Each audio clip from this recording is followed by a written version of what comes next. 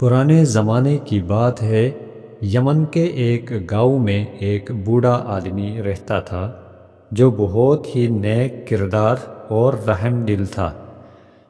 اس کے پاس مختلف طرح کے پھلوں کا ایک باغ تھا جس سے وہ اپنی زندگی کا خرچ چلاتا تھا اور اس کا کچھ حصہ غریبوں اور فقیروں میں بانٹ دیتا تھا۔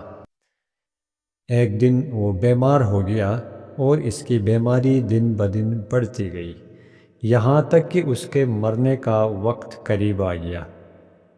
اس نے اپنے بیٹوں کو بلایا اور ان کو وصیت کی کہ بیٹے، ہمیشہ اچھے کام کرنا، برے کاموں سے دور رہنے کی کوشش کرنا اور غریبوں و ضرورت مندوں کی مدد کرتے رہنا۔ اس وصیت کے کچھ دن بعد وہ بیمار ہو کر وفات ہو گیا اور اس کا سرسبز و شاداب باغ اس کے بیٹوں کو مل گیا۔ لیکن افسوس، اس کے بیٹوں نے اس کے مرنے کے بعد اس کی وصیت پر عمل نہیں کیا۔ وہ سب جمع ہوئے تاکہ میراث کو تقسیم کریں۔ سب سے بڑے لڑکے نے کہا، ہمارا باپ آدھے پھل غریبوں اور فقیروں کو بانٹتا تھا۔ وہ ایک سادہ لو اور بیوقوف آدمی تھا، خود صرف ضرورت بھر خرچ کرتا تھا اور باقی دوسروں کو دے دیا کرتا تھا۔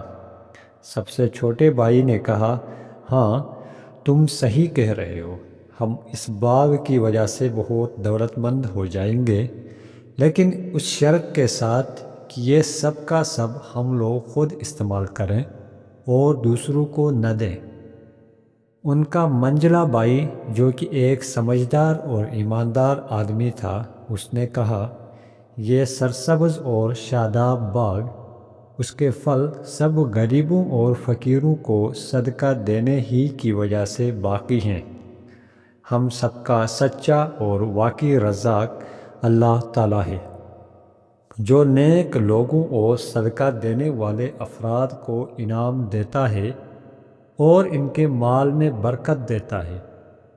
وہ دونوں اس کی بات سن کر غصہ میں آ گئے اور کہنے لگے، اگر تو نے دوبارہ اپنی زبان سے اس طرح کی باتیں کی تو تجھے سخت سزا دیں گے۔ پھر انہوں نے طے کیا کہ دوسرے دن باغ میں جا کر سب پھل وغیرہ چن لیں گے اور سب کو بیچ دیں گے، لیکن غریبوں اور فقیروں کو کچھ نہ دیں گے۔ انہوں نے خدا کی مرضی کو نہیں دیکھا اور دل میں برا ارادہ کیا، لیکن ان کے بھائی نے دوبارہ ان سے مہربانی اور نرمی کے ساتھ کہا، میرے بھائیو، کم از کم یہ تو دیکھو کہ اللہ کی مرضی اور اس کی رضا کیا ہے، کیونکہ ہم خدا کی مرضی کے خلاف کوئی کام نہیں کر سکتے۔ انہوں نے اپنے بھائی کا مذاق اڑایا اور اس کو دھمکی دی اور اپنے برے ارادے پر اٹل رہے۔ دوسرے دن جب صبح سو کر اٹھے تو سورج نکل چکا تھا اور درختوں پر پرندے اپنی میٹھی آواز میں خدا تعالیٰ کی حمد و ثنا بیان کر رہے تھے اور اس کی قدرت کے گیت گا رہے تھے۔ وہ سب اٹھے اور اپنے باغ کی طرف چل دیے تاکہ جلدی سے جا کر پھل توڑیں۔ وہ لوگ اس سے چھپ کر اور منہ چھپا کر نکلے کہ کوئی ضرورت مند اور فقیر ان کو باغ میں جاتے ہوئے دیکھ نہ لے اور ان سے کچھ مانگ نہ لے۔ وہ آپس میں آہستہ آہستہ باتیں کر رہے تھے، اس کے بعد کسی ضرورت مند کو باغ کی طرف دیکھنے بھی نہیں دیں گے۔ ہاں، باغ ہمارا ہے اور ہم ہی اس کے مالک ہیں۔ ہم اسے بیچ کر امیر ہو جائیں گے اور پھر کوئی دوسرا باغ خرید لیں گے۔ لیکن ان کا مخلص اور با ایمان بھائی ان کو بار بار خدا تعالیٰ کی طرف متوجہ کر رہا تھا اور کہہ رہا تھا، میرے بھائیو، آپ نے خدا کو کیوں بلا دیا ہے؟ کیا آپ نہیں جانتے کہ جو اللہ کے سامنے اپنی اکڑ دکھاتا ہے اس کو نقصان ہوتا ہے؟ ہمارے پاس جو بھی نعمت ہے وہ اللہ تعالیٰ نے ہم کو عطا کی ہے اور ہمارے کام کا بدلہ ہم کو مل کر رہے گا۔ آج آپ خدا کے بندوں کو اس کی دی ہوئی نعمت سے محروم کر رہے ہیں۔ آپ کو اس کی بہت بڑی سزا ملے گی اور دنیا و آخرت دونوں میں آپ کو گھاٹا ہوگا۔ ان دونوں نے اس کی بات کی طرف کوئی توجہ نہیں دی اور کہا، کیا تم بھی یہی چاہتے ہو کہ باپ کی طرح قناعت کرو؟ دیکھ نہیں رہے ہو اس سے ہم کو کتنا فائدہ ہوگا اور ہم کتنے دولت مند ہو جائیں گے۔ باتیں کرتے کرتے وہ لوگ اپنے باغ تک پہنچ گئے، لیکن وہاں کچھ انہیں ایسا دکھائی دیا کہ پورا باغ جل کر راکھ ہو چکا تھا اور نہ کوئی درخت تھا نہ کہیں کوئی پھل تھا۔ لیکن جب غور سے ادھر ادھر دیکھا اپنا سر پیٹنے لگے، یہ تو ہمارا ہی باغ ہے۔ کہنے لگے، شاید ہم راستہ بھول کر کہیں اور آ گئے ہیں۔ اس طرح سے ان کے شیطانی خیالات اور ان کے برے ارادے مٹی میں مل گئے اور اللہ تعالیٰ نے ان کے باغ میں آگ لگا دی۔ وہ شرمندہ ہو کر کہنے لگے، ہم نے اپنے باپ اور اپنے بھائی کی باتوں پر عمل نہیں کیا اور بہت بڑا گناہ کیا۔ ہم دوسروں کو اس باغ سے محروم کرنا چاہتے تھے، خدا نے ہم ہی کو محروم کر دیا۔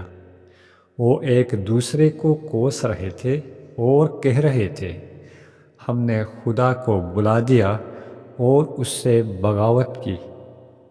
اب ہم اپنے کیے پر شرمندہ ہیں اور خدا سے معافی چاہتے ہیں۔ ہم خدا سے امید کرتے ہیں کہ وہ ہم کو بخش دے گا اور اس سے بہتر ہم کو عطا فرمائے گا۔ انہوں نے توبہ کی اور پھر سے خدا کی اطاعت کرنے لگے اور سمجھ گئے کہ ہمارا بوڑھا اور نیک باپ کس طرح اللہ کی مرضی کو حاصل کرتا تھا اور اللہ تعالیٰ بھی اس سے خوش تھا، جس کی برکت سے ہمارا باغ اتنا سرسبز و شاداب تھا۔ یہ داستان ہم سب کے لیے عبرت اور درس ہے، تاکہ ہم یہ سمجھ سکیں کہ جو لوگ خدا تعالیٰ کے حکم کی خلاف ورزی کرتے ہیں ان کا انجام کیا ہوتا ہے۔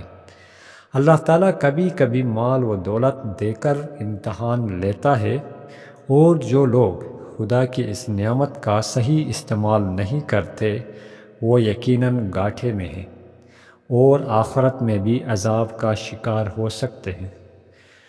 ان دونوں نے گناہ کیا تھا، لیکن شاید ان کے باپ کے نیک عمل اور دعا کا اثر تھا کہ انہوں نے جلدی توبہ کر لی اور پھر نیکی کرنے کا پکا ارادہ کر لیا۔ اللہ تعالیٰ نے بھی ان کی توبہ قبول کر لی اور اس باغ کے بدلے میں ان کو اس سے بھی اچھا باغ عطا فرمایا۔ انہوں نے بھی کبھی اس کے بعد کوئی لالچ اور کنجوسی نہیں کی اور غریبوں و فقیروں کی ہمیشہ مدد کرتے رہے۔ اللہ تعالیٰ بھی ان سے خوش ہو گیا اور بندگان خدا بھی ان سے خوش ہو گئے۔